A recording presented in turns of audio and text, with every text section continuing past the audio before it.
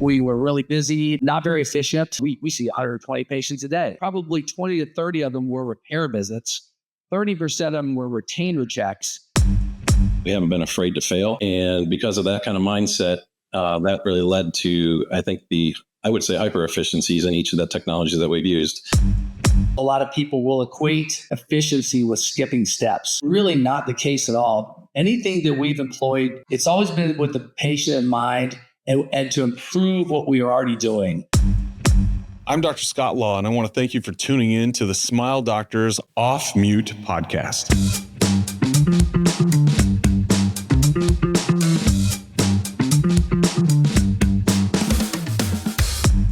I want to welcome Damon DeArment and Lill to the Smile Doctors Off Mute podcast today. Welcome, guys. Thanks, Scott. I really appreciate the opportunity.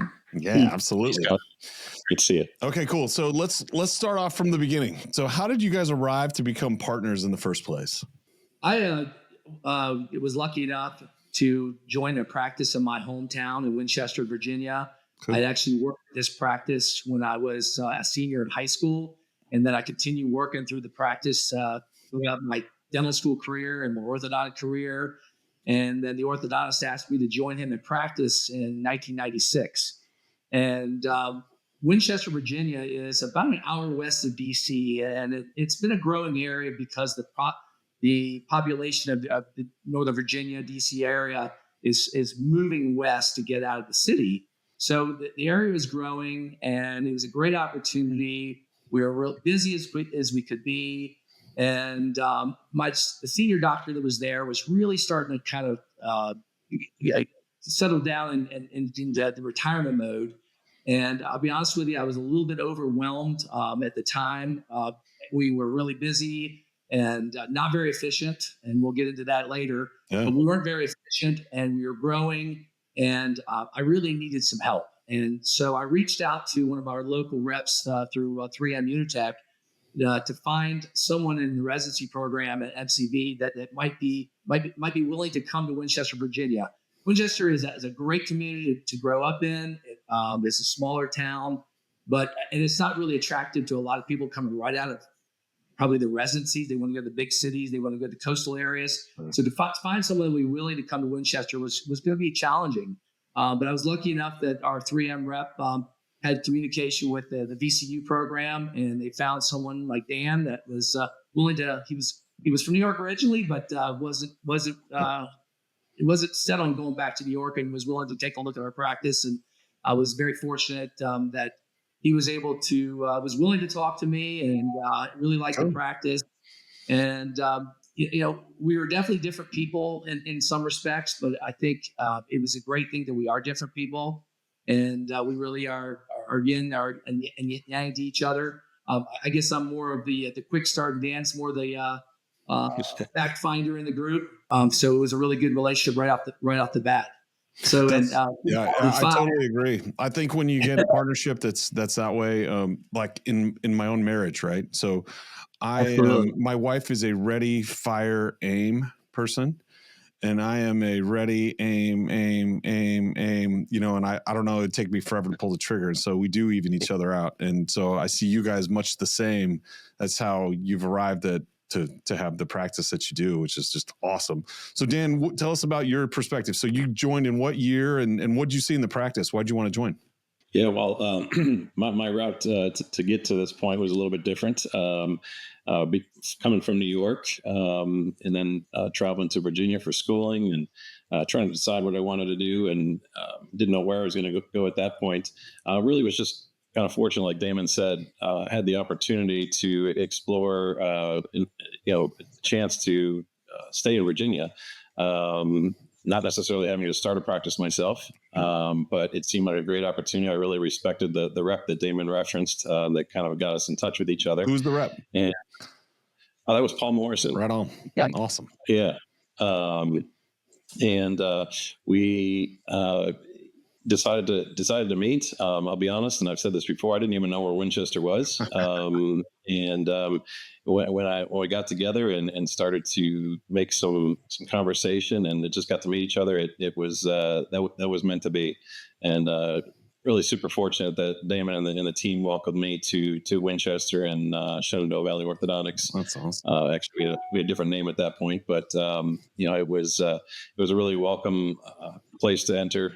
They had a great practice going, solid in the community, and they welcomed me as well. And I think the synergy between me coming in and learning from what they've built and what I could bring and take a look at all the new things that we could take advantage of for our orthodontic patients. It was an awesome thing. That's awesome. What year was that you guys partnered? Yes, that was 2005. 2005. Awesome. That's awesome. So Yep. you guys are known for your efficiencies, for the way that you operate your practice and run it. And Damon, you hinted a little bit that it wasn't always that way. That you guys have evolved over time. Tell us a little bit about that. How'd you guys arrive to want to be more efficient, and how that was a service to the patients? Well, it really arrived because it was an ultimate need of not only our practice, but our own personal health. I will say, when I joined the practice in '96, we were still banding premolars and molars. We had brackets on incisors. And I tell you, the work was very difficult. We tied in every bracket with a ligature wire. We used a lot of auxiliaries, a lot of RPEs, a lot of headgears, lip bumpers, a lot of things that were difficult for not only ourselves, our team to place, but also for the patients as well. So it was you went home at the end of the day very exhausted from your work. Right. And I remember at the time we used to brag at meetings about how many patients we saw in a day. Like that was something to measure. We see 120 patients a day. Well, if you break down what those patients were, probably 20 to 30 of them were repair visits. 30% of them were retainer checks. Very, very inefficient. So you were busy treating the patients that you had, but you weren't working on the growth of your practice. It was growing organically, but we also had patients waiting 2 to 3 months to get into our practice, because all we had time for was two new patient exams at the end of the morning and 2 at the end of the evening, one for each doctor. So we were just overwhelmed. And as I mentioned, my senior partner, he was getting close to retirement, wasn't working as much, and really all that fell on me. And I wasn't sleeping well. I was exhausted. I couldn't give my family the needs that they had. I had a very young family, 4 kids. And I just said, I knew something had to change. And when I reached out to find Dan, it was just a blessing that he was willing to come to Winchester and join our practice. And he was just the perfect fit because he was very analytic, looked at things very carefully, and I knew we could pick this practice apart and establish some efficiencies. And we started right away. We decided to look at every single protocol and procedure in our practice. The first thing we did, I remember, was we looked at every procedure and timed it, because we would have for an arch wire visit, it was a half hour. 2 arch wires was an hour. Very, very inefficient. So we timed each procedure so that we could template our schedule, not only so we could make sure that we had the number of appointments we needed, but also to really template in there the new patient exams we needed to grow the practice. Wow. How'd you guys arrive at that? Did you guys have consultants or was it study clubs, or did you guys come up with that on your own? I think we've had as far as consultants go, I think we've taken a lot from a lot of different views, which has been one of the great things. Sure. I think that before I got there, I think Damon had used a few consultants, and I think the best thing to do is to take a little piece from each one. Right. As we've kind of journeyed through this, we found that each of our processes have been needing something else, and each brought a unique perspective on that for us. Anything from, you talk about just charts, paper charts, to digital. Our practice management system. We had I don't know how many processes it was, Damon, 5-step to get a new patient to start. We brought them in for the consult, then we brought them in for records. Then, so it was a lot going on, but we took a little bit from each consultant. Mm-hmm. And I think one of the cool things that, where we are right now, taking all that knowledge, one of the cool things is that here we are with Smile Doctors. I feel like we've got all this wealth of knowledge and all the partners that we have. And I think that's the sharing atmosphere that we have. I think that's it's making us and driving us to be even more efficient in all these different areas of our practice. So sky's the limit. And it's fun to have that opportunity. Well, I have such admiration for practices like you guys that have come from inefficiency, recognized you need to change, and then had the leadership to lead your team and implement on all these things. They're like you said, Dan, that the ideas are all out there and they're everywhere. They're readily available. We all know the things that we would need to do to make our practice more efficient.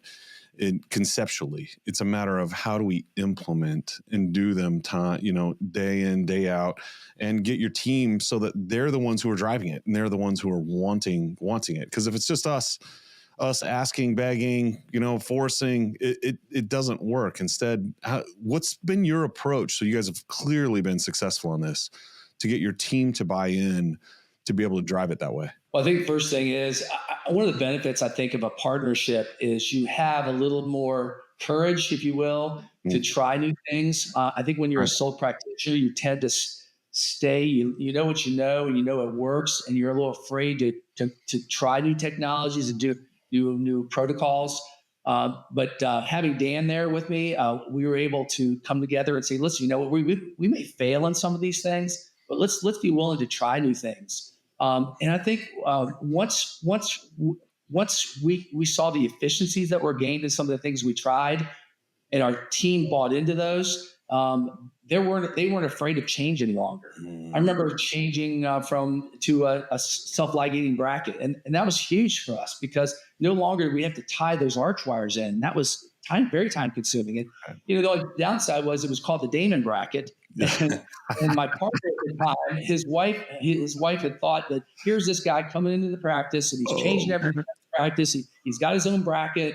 And I assured her that it was not my bracket. If it was, I'd be out on the lecture circuit. But it was actually my partner's idea to do the Damon bracket. But that was a time saver. And then when Invisalign came into being, we were one of the first providers in Virginia to get certified to do Invisalign in 1999. Wow. I would say we didn't really use it that much because at that time, all they had was elliptical attachments and the plastics weren't great. The quality of the results weren't there.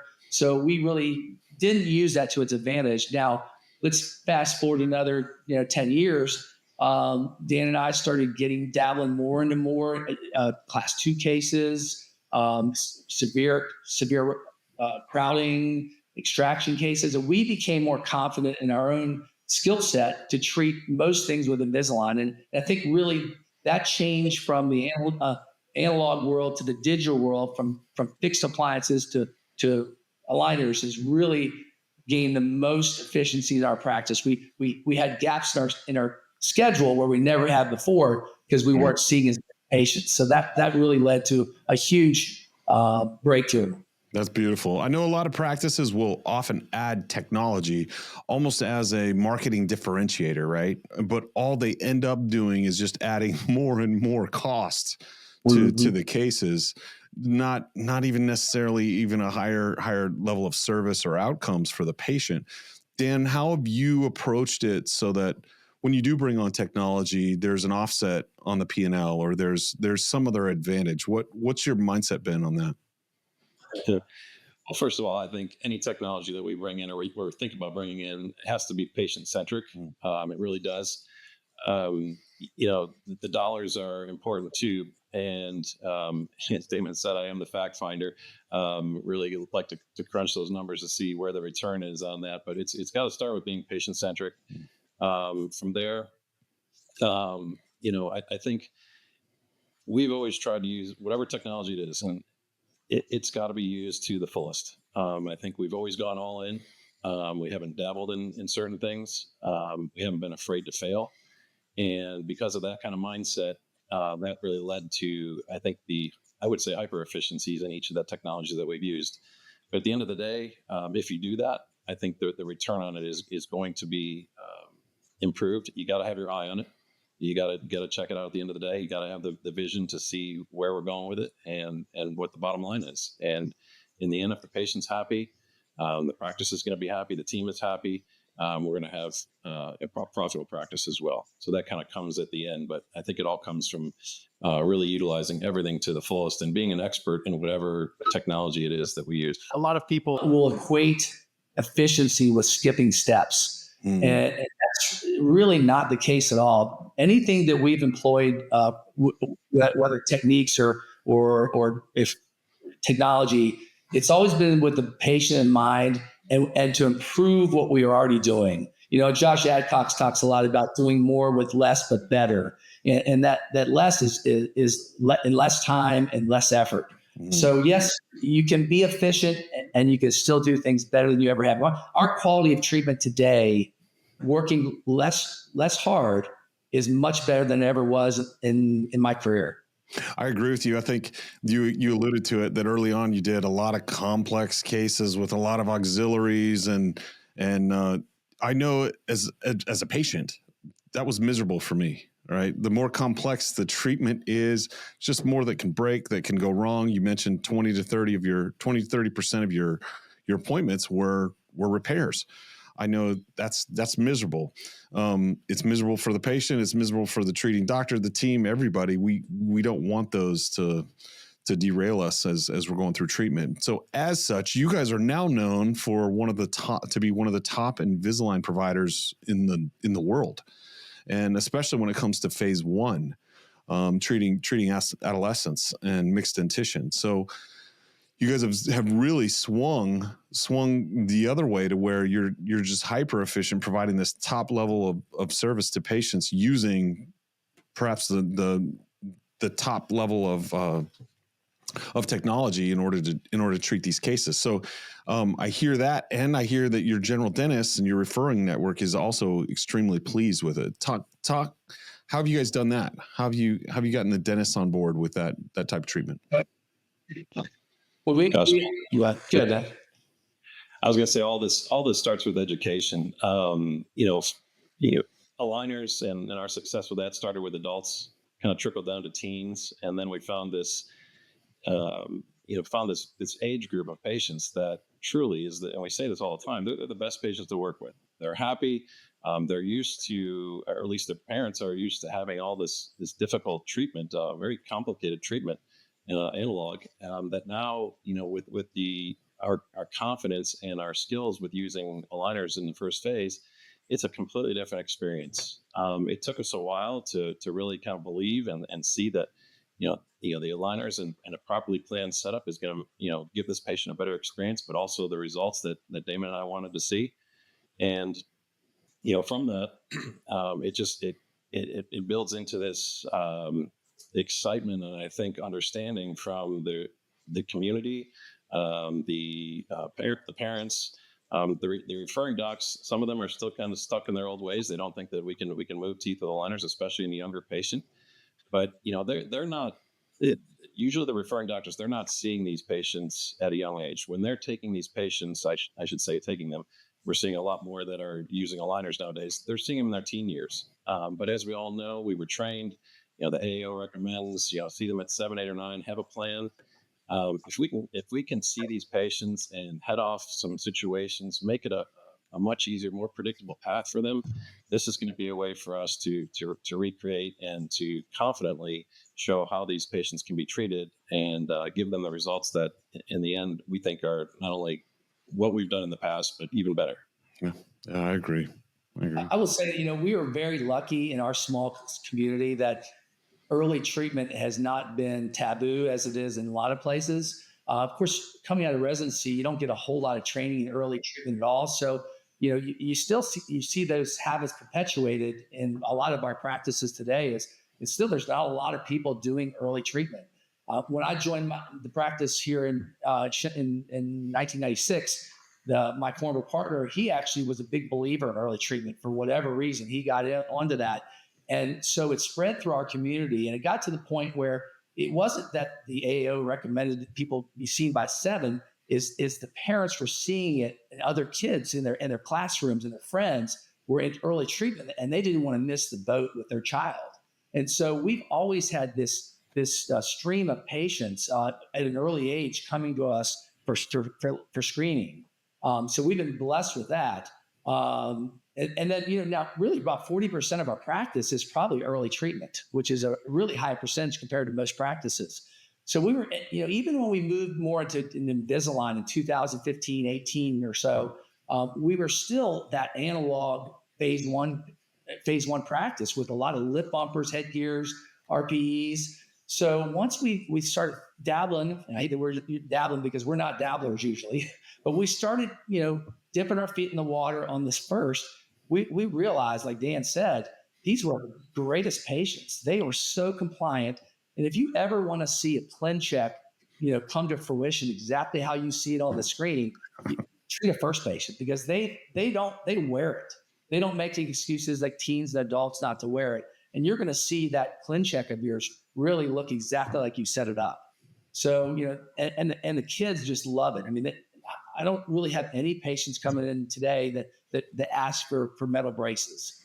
They all want Invisalign. They want to be able to eat what they want. They want that just the comfort that, as you know, is not there with fixed appliance, especially in an early, there's small mouths. So now we're pretty much 80% share more with Invisalign with not only our teen and adults, but also our kids. And that number is going up every day. What do you say to parents? Because I've had this question. What do you say to parents who say, "Wow, I don't know why it feels like I'm getting braces twice or treatment twice," and kids are getting treatment at a younger and younger age? What do you guys say to that? I really think it's about talking to them about building a foundation, making a predictable path. Damon and I have both been doing this for a long time, and I think we've seen how cases that either have gotten missed early on or have been treated inefficiently, these cases aren't going to show the same kind of results that somebody, if we plan a two-phase approach. I don't like to look at it as having orthodontics twice. It's really about using their early growth and development to predictably make room for teeth or reduce overjet or give them the confidence in that smile early on that is very important these days. Those type things are what make the overall package of doing two phases and the explanation to the parents, the education to the parents of why this is. It makes it a more enjoyable experience, and then they buy into it. I would say rarely do we have a second phase patient that doesn't need treatment, but we've educated them up front. We've given them the expectations of why we were doing what we're doing.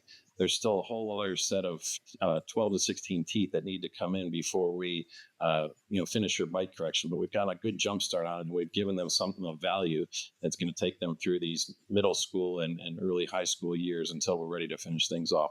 So they've got that buy-in from the beginning.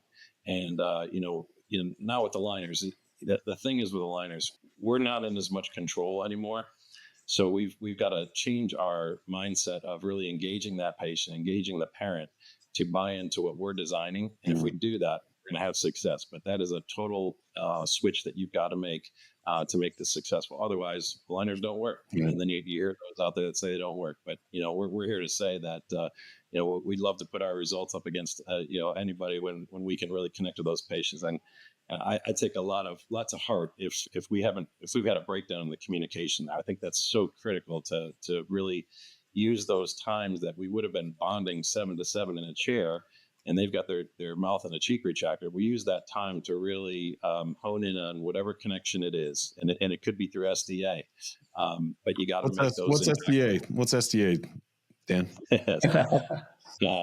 Smile Doctors Anywhere, another technology that we've really we went all in on, and I would say that with that that monitoring and that connection with our patients along the digital sense, that's been a huge undertaking. And I'll be the first to say, before we joined Smile Doctors, I was sitting on the side saying, "Gosh, we could have this patient send us in pictures, and do we really need that? Is it really going to make it that much better?" And it's grown tremendously for us, and it's still growing, and we're trying to be better at it. But really back to keeping those touch points with the patients. I think once we lose that engagement, the success of it goes down. And I think we pride ourselves on really staying connected with the patients. Yeah, I agree with you. I think what's funny is I'll often hear orthodontists, say, two-phase treatment, you could just do it in one. And when I ask those orthodontists, I go, did you treat your own children in one phase or two phases? Mm-hmm. And they then blush and say, well, two. And I said, why'd you do two?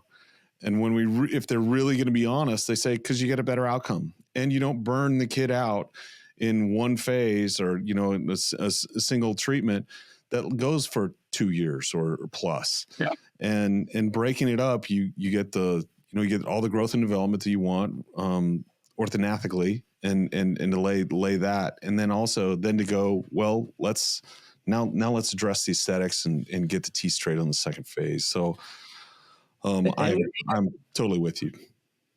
And those are all true, Scott. And you can't underestimate the value of the self-confidence gained as well. Because we've never been a first phase practice that just did expansion and that was it.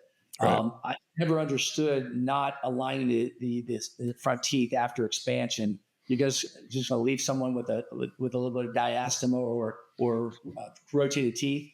So those kids are formulating their self-confidence or self-esteem at a very early age. And if you can improve that and give them that little leg up in the classroom interaction with friends and teachers and parents, it's definitely worth it to me. So I think you're spot on when you say most of us orthodontists are going to treat our own kids in two phases. Why wouldn't you treat everyone else the way you want to treat your own kid?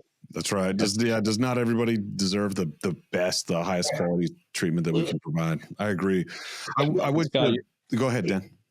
Oh, I'm sorry. I was just going to say, you brought up a good point. I think you mentioned earlier about, could you treat this in one phase? I say that so many times, but I think there's so much value to doing it in two phases. It's not like we're ever going to say that I couldn't treat this in one phase. I do think it gets more complex in many of the cases that we see early on.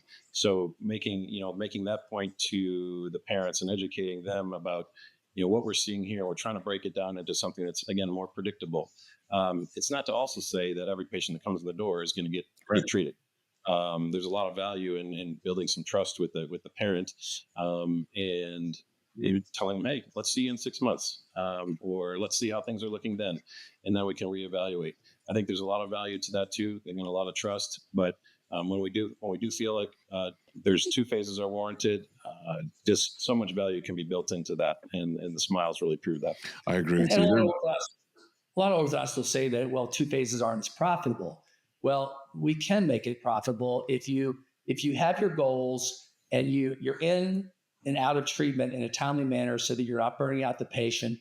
You're in there 12 months to begin with. You get your rest period, and then really your second phase should be very straightforward. And again, not another 12 months at the most. So you're taking the same amount of time that was a single phase case, and you're breaking it into two parts, and you haven't burned the patient out, and you really gain so much in growth and through growth and development to make that second phase so much easier.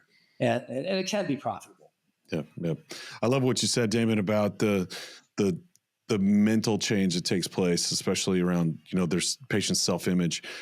So one of my mentors, someone who's had just an incredible impact, and I should say two, who have had an incredible impact on me in the way I treat, are the Rinchus brothers. And so they're famous for their articles and research on how the psychosocial changes are greater than any other impact on occlusion or bite or TMJ or anything that takes place with orthodontics. And it's really the greatest impact is catching these kids at that age where they're able to develop their own thoughts about who they are, how they fit in socially with others.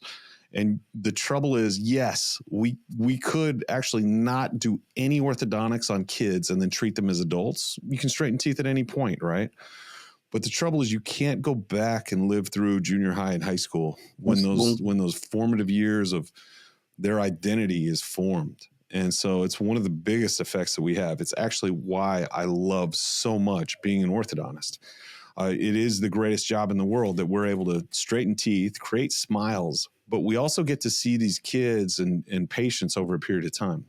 So whether they're young adolescents, whether they're adults, we see the change in people take place. We get to be a part of that. We get to talk to them every 6, 8, 10 weeks and get to see them as they go through this. It is the best part of what we do, to see the possibility in people's lives and have them achieve that. So it is the best. Absolutely. So as you guys are going through, so your practice is now known among smile doctors for sure as one of the most efficient. What advice would you have for other orthodontists? How can they take steps to evaluate their practice, to move this way? What they're evaluating all sorts of technologies, given their markets. What advice would you have for them? I would say don't be afraid to employ technology in your practice. I know technology is, whether it be CBCT or dental monitoring, 3D printers in your practice, there's a cost point to all those things, and which leads a lot of people to not wanting to seek those out. But there is a point in your volume where you do recoup those expenses and you're able to grow your practice, and the bottom line, the profitability part, is worth it all. So don't be afraid to employ technology. And when you do the technology, go all in. Dan alluded to earlier about how when we started with dental monitoring, we call it Small Doctors Anywhere. We didn't want to just do a little bit and try it out with a certain population of patients. We went all in with all of our patients. In addition, we then developed the dynamic scheduling as well. So that really was a game changer in creating open spaces in our schedules every day. That's really what led to us now having a more relaxed day and enjoying our day at the office. Now, granted, we're not seeing as many patients in the office as we used to. Maybe a day with Dan and I together, it's a 60 patient day, maybe 70 patient day, as opposed to 100, 120 patients. But that time is also spent on the backside, working up clin-checks and monitoring the dental monitoring, the Smile Doctors Anywhere app. But it's a much more relaxed day. And the patients that we do see in the office, we're able to really give our all our focus to, and really connect with those patients on a daily basis. But go all in. Use the technology to your advantage. If you just use part of the technology, you're not going to get the full advantage. You really have to trust it. It's great. It's great. Dan, what's your take? Yeah, I would also add that in some of these things that, again, like Damon said, don't be afraid to use some of these things that others that may have already jumped in have used. But think of the sum of the parts. I always like the flywheel analogy.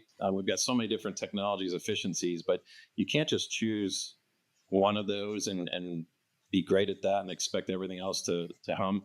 You really need to have a top-down view and look at all these to make the whole system work.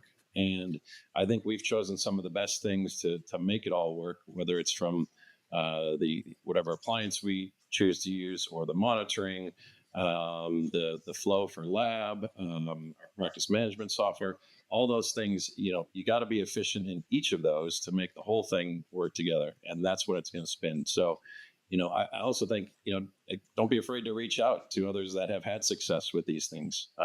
If you're sitting on the sidelines and, well, I don't know if that's going to work for me, reach out. Again, this is such a great network that we have, and we've both done that. We've opened up our doors to have others come in and check things out the way we do it. Not saying the way we do it is the best way to do it, because we're always learning. But those are the opportunities that we have as a whole to make it all kind of hum and work together. I agree. I think it is an evolution that way, right? We learn more and more. Your practice is not the same practice it was even 6 months ago. You guys have picked up new things and are ever changing and evolving on behalf of the patient. So I love that. We've talked a lot now about technology and products to increase efficiency, but the one thing we haven't really spoken about is training. And probably one of the biggest factors I would say in our efficiencies over the last 10 to 15 years is our focus on our team and training that team. We certainly want our team to understand why we're doing something and what we're doing, But if they understand those things, they're going to help you develop the how you do it. We've got a lot of smart people that work for us. And so we try to let them understand how we think. And it's amazing when you do that, they'll come up with these procedures and protocols to really help your efficiency. Um, Training is so important from the new patient call, how to handle that new patient call, how to follow up with pendings, how to be prepared at chairside when the doctor gets there. We've spent a lot of time on the doctor handoff, which I think is so important for efficiency. For so many years, I would come to the chair, I would strain to look at the chart and act to the patient like I knew what was going on, and try to pick up on a few signals. Okay, what did we do last time? What's going on with this patient? And we sat there for 5 minutes when I should be really just interacting with that patient, establishing connection. So now what we do, we trained our team members. By the time we get to the chair, they know exactly what's going on, the highlights of that patient.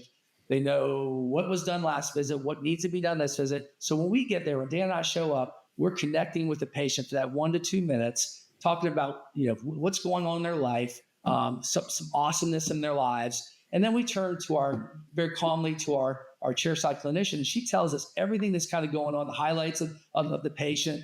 And that really helps that transition. And we're much more efficient when we know that information chairside.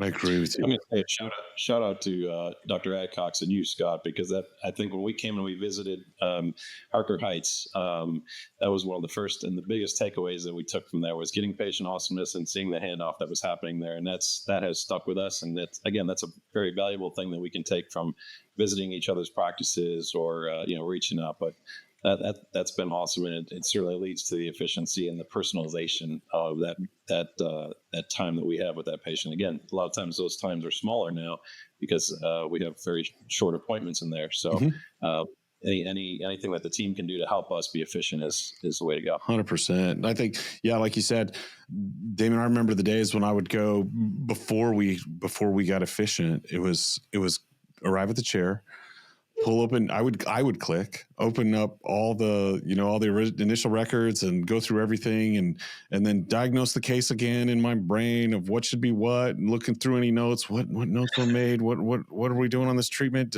What promises did I make? Then look in the mouth to try and do the math. Are we on track? Are we behind? Whatever. Oh my goodness. And the mental gymnastics you have to go through and smile all the way. Mom's at the feet of the chair asking you questions at the same time. You're trying to fake like you got it going on. It's like, I just enough of that. Once we realize that the greatest abilities of the doctor are the things that we cannot delegate, right? And so that is relationships with mom and the patient and the general dentist, and then also overseeing that the treatment be done correctly.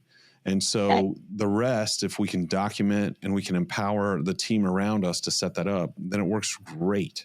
So I want to, just like you said, I want to arrive to the chair. I want to talk with the patient, talk with mom, connect with them. That's how you build a practice. And then have the assistant say, okay, hey, here's what we have planned today. This is what was done. This is what we have planned next visit. And then I get to check it out and make sure that it's on track exactly like I want. And I love it. It's so much better, and life goes so much easier that way. And it takes time for that to develop too. That doesn't happen in one training session, one retreat with your team. It's training, it's retraining, and of course you have new people coming into your practice all the time. Yep. You got to maintain that culture of training, and so we really want our people to think.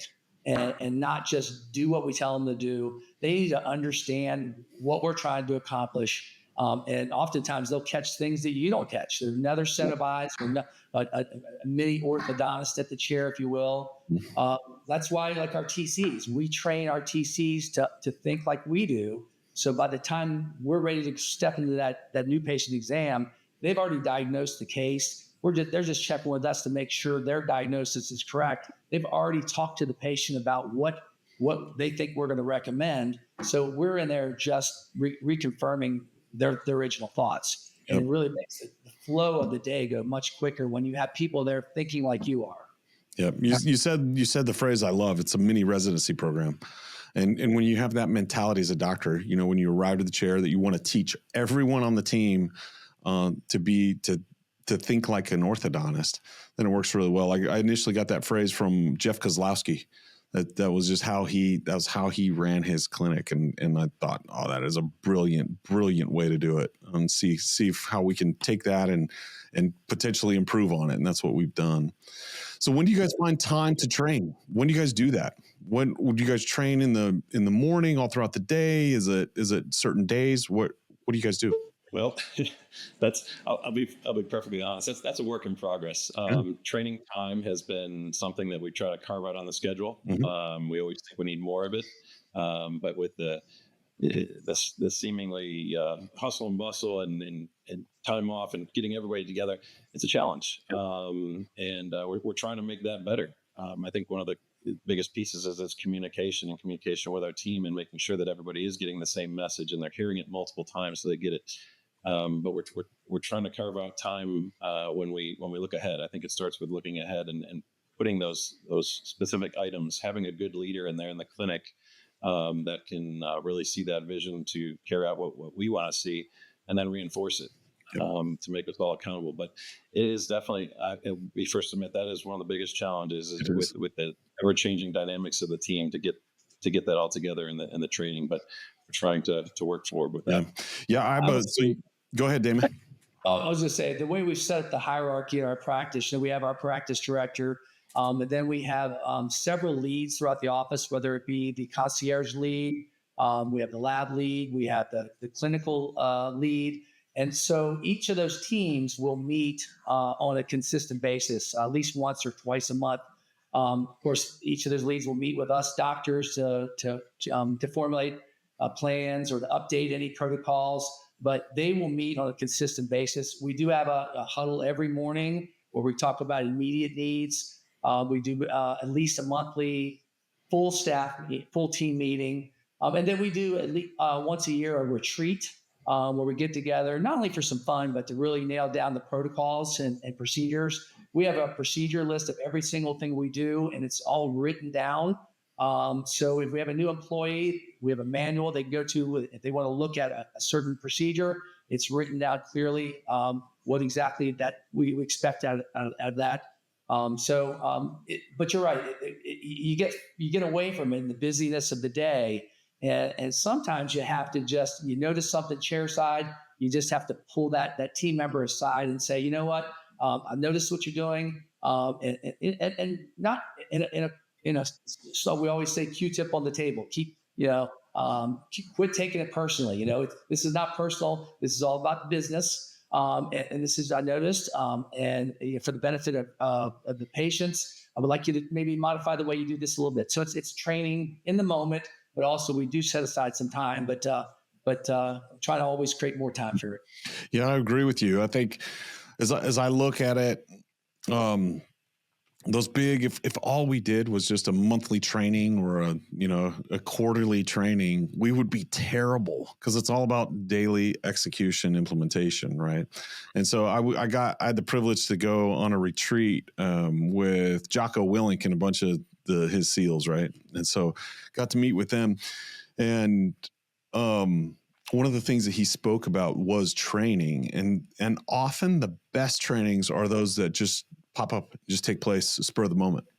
And it's those that potentially it could be each time you come to the chair where there's slight modifications or little things just to bring people up to speed, where your morning huddle is one to say, hey, today we're going to focus on this, this aspect of the process. And then that's what everybody tries to improve that day.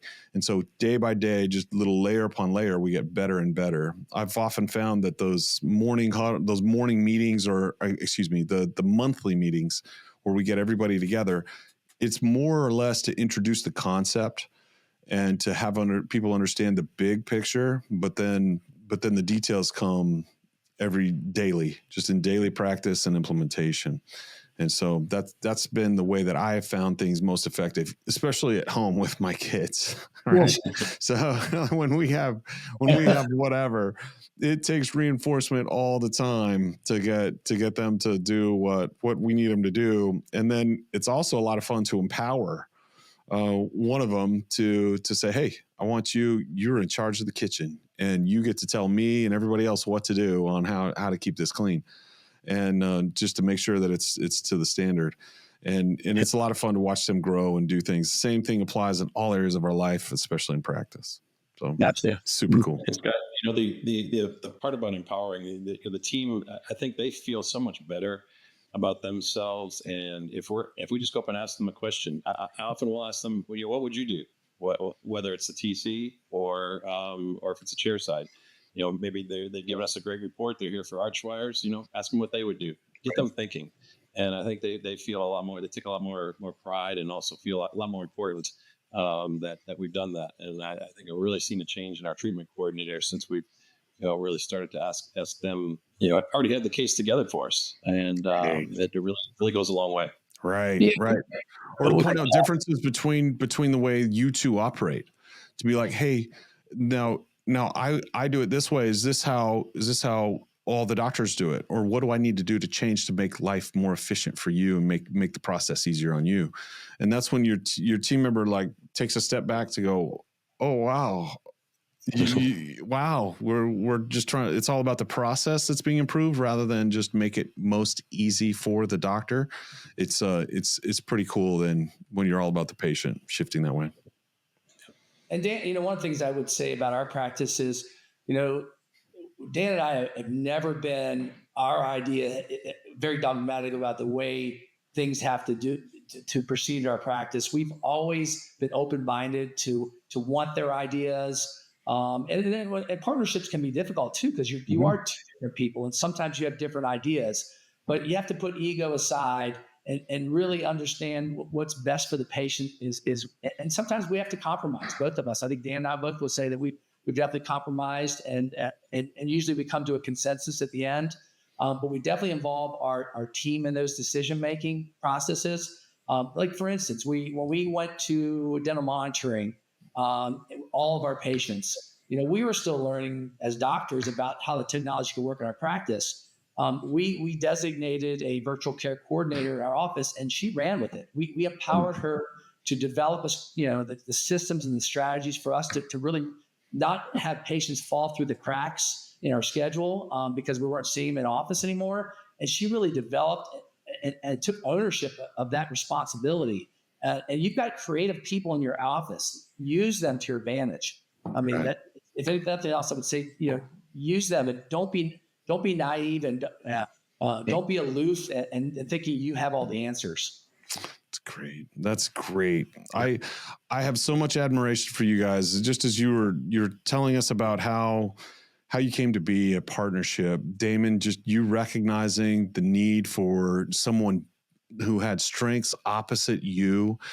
Dan, you having the vision to be like, hey, I'm going to jump into this practice and see where I can add and I can grow. You guys are just such a great example of that, of as you mentioned, Damon, the yin and the yang, right? Of opposite strengths in order to achieve something greater.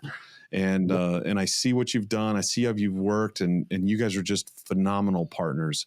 It's why it's been such a blessing to Smile Doctors to see the ideas that you've brought and the ways that you're constantly looking to improve and evolve on behalf of the patient to deliver the highest level of service that you can with them, the greatest outcomes.